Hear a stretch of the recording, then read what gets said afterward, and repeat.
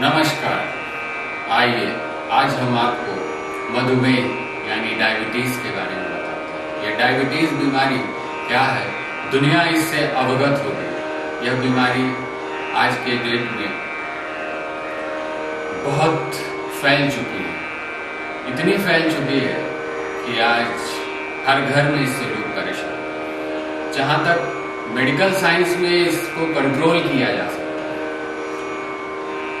लेकिन पूरी तरह इससे निजात नहीं पाया जा सकता, संपूर्ण तौर पे इससे छुटकारा नहीं पाया जा सकता। लेकिन हमारे योग विज्ञान में यानी कुंडली शक्ति जब ऊपर की तरफ चढ़ती है, यानी प्राण और कुंडली और आत्मा यानी परमात्मा से साक्षात्कार करने की प्रक्रिया में योग में ऐसा एक श्लोक है, योगक्षेमम महाम्यहम्, यानी अप्राप्त वस्तु को प्राप्त करने की क्रिया को हम योग कहते हैं।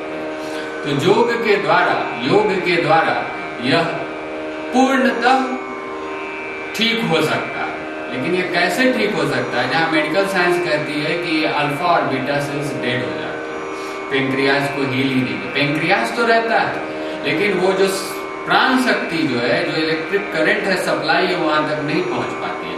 ये स्ट्रेस की वजह से, गलत खाना की वजह से, या जिस किसी वजह से जब यह खत्म हो जाता है, यह प्रक्रिया इंसुलिन बनना, तो आदमी मधुमेह का शिकार हो जाता है। और इसके बाद मधुमेह ऐसी बीमारी है, इसको आप साइलेंट किलर कह सकते हैं, जो धीरे धीरे इंसान के किडनी को तो खाता ही है, हार्ट पे भी असर करता है, रेटिना यानी आंख नेत्र ज्योति पे भी असर करता है, जो आज के मेडिकल साइंस में चरक संहिता में इसकी विशेष चर्चा की गई है। आज अगर किसी को डायबिटीज हो चुका है तो उसके जीवन में कितनी परेशानियां आएंगी, यह आप कल्पना भी नहीं कर सकते। सबसे पहले तो उसके शरीर में, पेट में, आंख में, हर जगह उसको समस्या ही समस्या रहती है। शरीर में स्ट्रेंथ नहीं मिल पाता है,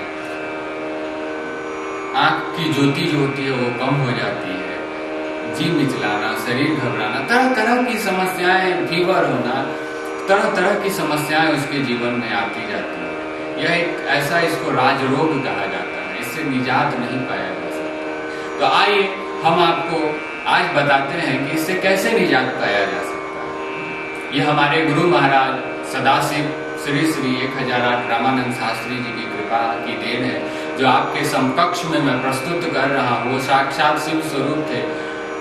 अब विशेष क्या उनकी परिचर्चा करूं, जितनी भी उनकी परिचर्चा करूंगा वो कम है।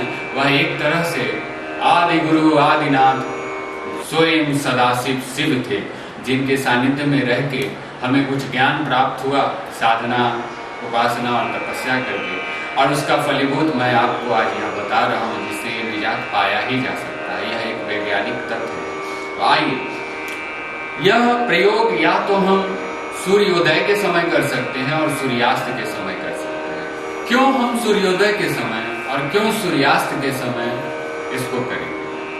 दुनिया को यह बात अवगत होगी या मालूम होगा कि पेड़ पौधे सूर्य की रोशनी में ही खाना बनाते हैं, यानी प्राण शक्ति का संचारक स्वयं सूर्य देवता है, यानी सूर्य है। और यह भी बात पता होगी कि सायंकाल में लोग खाने पीने को मना करते हैं, क्योंकि प्राण शक्ति क्षीण हो रही होती है, सूर्यदेव अस्त की तरफ हो रहे होते। तो दिन को प्राण शक्ति की अधिकता होने के कारण, प्राण शक्ति का काम क्या है? शरीर के प्राण को मजबूत करना। और जब सूर्य डूब रहा होता है, यानी अस्त की तरफ जब चल रहे होते हैं भगवान सूर्य, तो हमारे शरीर में 5 वायु है, प्राण वायु, अपान वायु, ज्ञान वायु, उदान वायु और समान वायु। तो ये जितनी वायु हैं सब न्यूट्रल रूप में होती हैं गोधूली के समय। तो अगर हम इस समय की प्रक्रिया करेंगे तो दिन भर हमने प्राण शक्ति लिया, जो भोजन हमने किया, उसके बाद जो ये वायु है न्यूट्रल है, मतलब समान स्थिति में है। तो इस समय अगर हम इस प्रक्रिया को करेंगे तो ज्यादा बेनिफिट, मतलब ज्यादा हमें लाभ होगा। तो इसके लिए कोई भी योग, ध्यान या प्रक्रिया जो की करवाई जाती है, या तो सूर्योदय के समय करवाई जाती है और सूर्यास्त के समय करवाई जाती है, तो इसका ज्यादा लाभ होता है, वह देखा गया और होता ही है, निस्संदेह होता है। तो आइए अब आगे की परिचर्चा पे चलते हैं। इसमें जो हम ध्यान करेंगे, प्राणायाम करेंगे और आसन करेंगे, तीनों चीज की चर्चा है। तो इसमें जो आसन हम करेंगे वो होगा मंडूक आसन। और जो हम प्राणायाम करेंगे वह होगा प्लावनी प्राणायाम, जिसकी चर्चा पिछले प्रकरण में मैं कर चुका हूँ, प्लावनी प्राणायाम बता चुका हूँ, लेकिन फिर भी इसमें मैं बताऊंगा कि प्लावनी प्राणायाम कैसे किया जाता है। और एक होता है सबीज ध्यान और एक होता है निर्बीज ध्यान। सबीज ध्यान में बस आंख बंद करके आदमी प्रकृति की हवाओं और अपने श्वास को देखता रहता है, यह एक हुआ साधारण ध्यान, नॉर्मल ध्यान। एक होता है सबीज ध्यान और निर्बीज ध्यान। निर्बीज ध्यान आपको बता दिया। सबीज ध्यान क्या होता है कि शब्द के द्वारा, अब जैसे शब्द का जीवन में क्या महत्व, अगर हम किसी को पुष्ट शब्द बोलते हैं, अच्छा शब्द बोलते हैं तो वह प्रसन्न हो जाता है, अगर खराब शब्द बोलते हैं तो अप्रसन्न हो जाता है। तो पहले कोई भी चीज शब्द रूप में विद्यमान है, जैसे पानी, तो पानी का पहले नाम आया पा और नी, उसका अर्थ हमने समझा, शाब्दिक अर्थ समझा, फिर जब पानी का नाम लिया तो उसका रूप सामने आया, फिर उसका गुण सामने आया।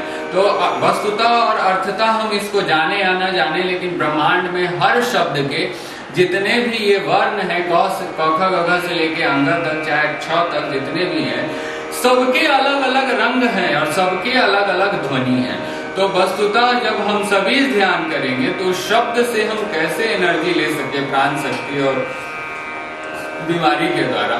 जैसे शब्द की इतनी महानता है, लोग कहा जाता है अपने घर कि राम से बड़ा राम का नाम है, तो शब्द तो महान है ही, क्योंकि अगर शब्द नहीं होता तो कोई भी दुनिया में लिटरेचर नहीं होता, जितने भी विज्ञान सब तो शब्द नहीं कह रहे, तो शब्द की महानता से हम अछूते नहीं। तो आइए अब मधुमेह को कैसे खदेड़ दिया जाए, कैसे इससे निजात पाया जाए, एक बात अवश्य कहना चाहूंगा, यह वीडियो देख के आप करेंगे तो अंशतः लाभ होगा, लेकिन अगर गुरु सानिध्य में करेंगे तो आपको पूर्णतः लाभ होगा। लाभ तो होना ही है, लेकिन अगर विस्तृत जानकारी के साथ, एक समय खान पान के साथ अगर आप करेंगे तो जल्दी ठीक हो सकते हैं।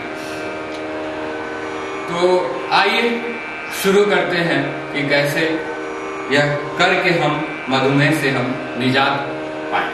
आइए सबसे पहले पद्मासन में बैठ जाते हैं, और पद्मासन में बैठने के बाद हम वायु को बाहर की तरफ निकाल देते हैं।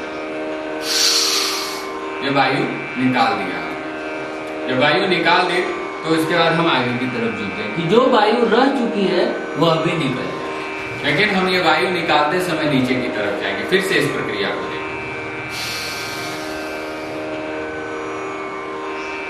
उसके बाद रोक के कुंभक की अवस्था में, यानी ब्रीदिंग होल्ड की अवस्था में हम ऐसे आ गए।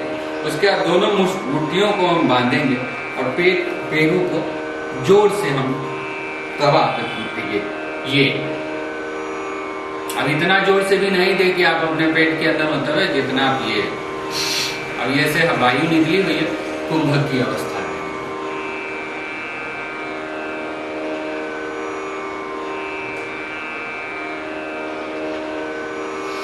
फिर आप ले सकते हैं, या 4 से 5 बार आप कर सकते हैं। उसके बाद प्लावनी प्राणायाम, जो विगत में चर्चा इसकी प्रसंग तक चला चुका हूं, लेकिन फिर कि हम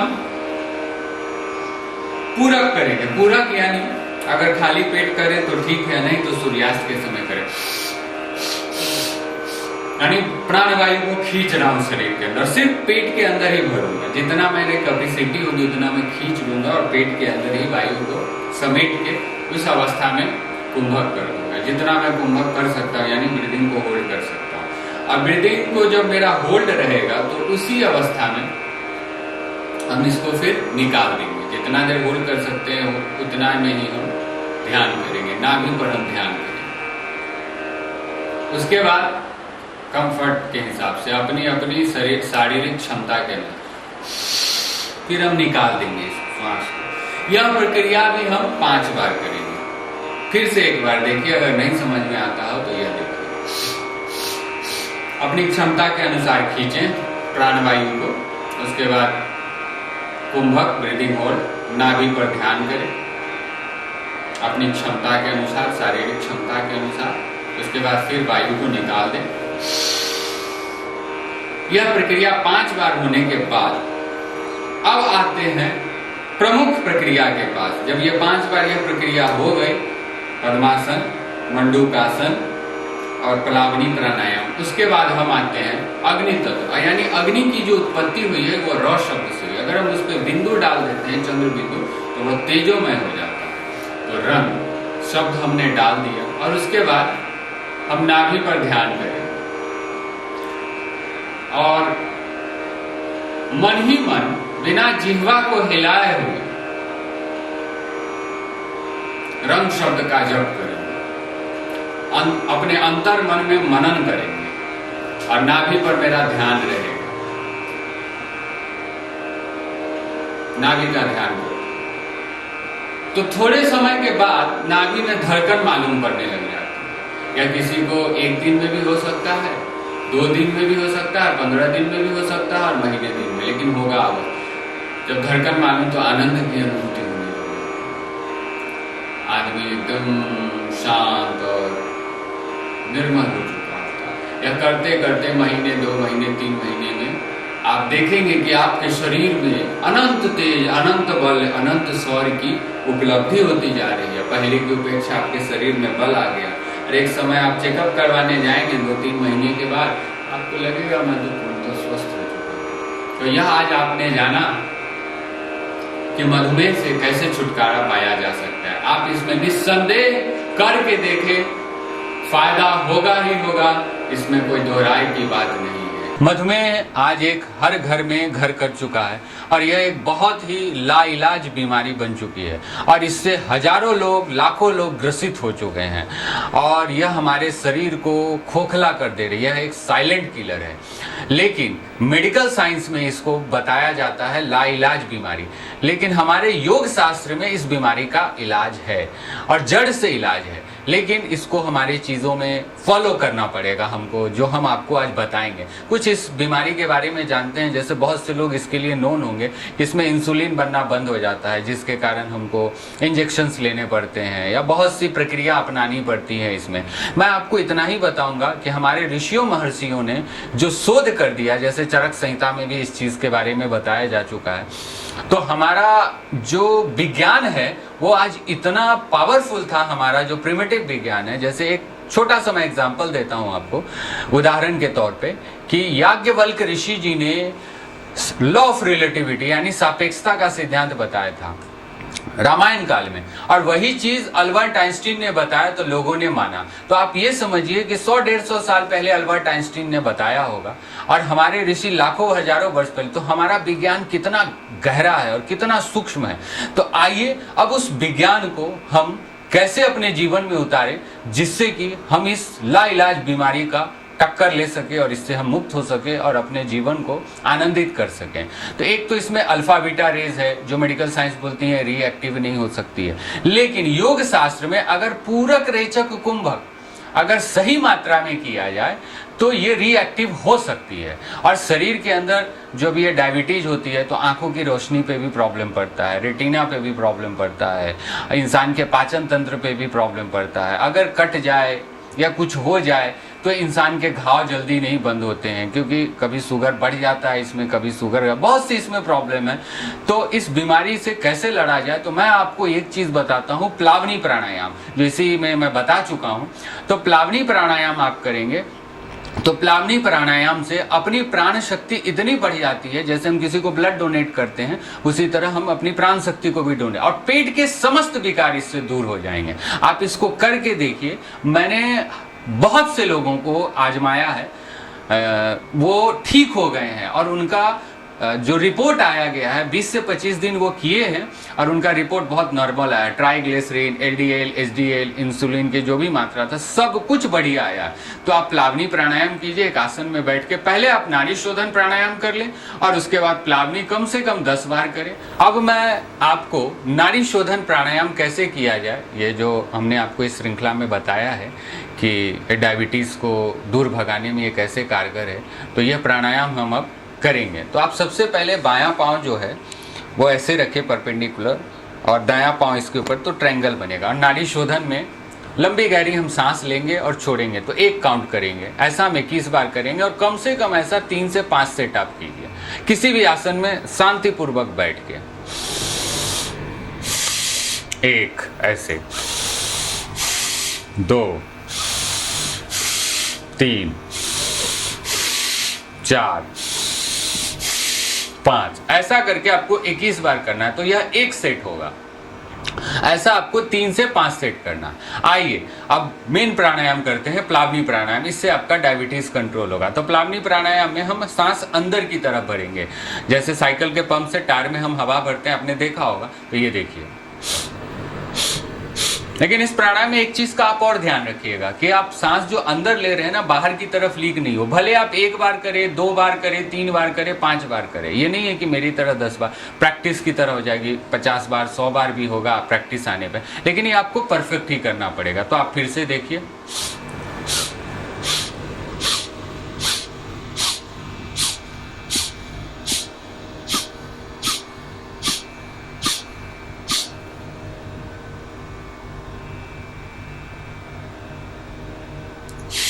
आपने देखा कि हमने 10 बार सांस लिया, उसके बाद हमने अपने नाक को बंद किया और उसके बाद हमने सोलो किया, यानी घूंट लगाया जैसे पानी पीते हैं। और घूंट लगाने के बाद भी हमको रोक के रखना है जितनी हमारी क्षमता, और उसके बाद फिर हम रेचक कर देंगे। तो आप इसको फिर से एक बार देखिए कि गड़बड़ी ना हो जाए। देखिए,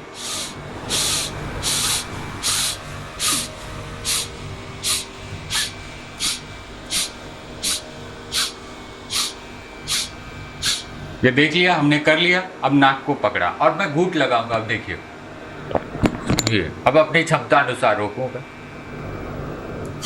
ये भी आपको कम से कम 10 बार करना है शुरुआती में, उसके बाद ये बढ़ेगा। आप देखेंगे कि आपका शुगर लेवल बहुत ही कंट्रोल हो गया।